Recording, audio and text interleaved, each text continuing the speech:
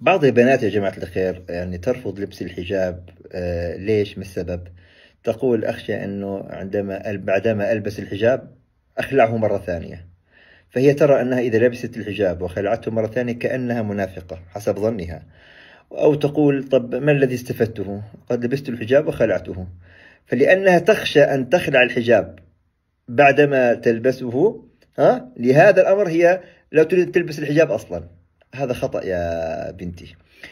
الأمر الأول، أنت في الفترة أسوأ احتمال أنك لبست الحجاب شهر أسبوع وتركتيه، تمام؟ نفرض هذا الاحتمال.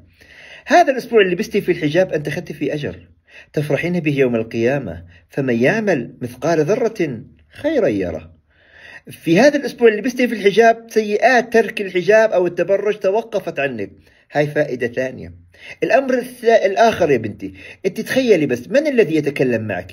من الذي يقول لك يا بنت تلبسيش الحجاب، بلاش تلبسي بعدين تخلعيه؟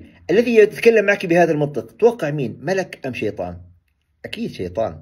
فالشيطان لا يريد منك أي محاولة باتجاه الخير. الحل أن أعاكسه، أبذل جهدي وأتقدم نحو طاعة الله عز وجل بلا تردد. حتى لو ضعفت لبسته وتركته بحاول مرة ثانية وثالثة ورابعة. هذا جهاد نفس وأنا أؤجر عليه.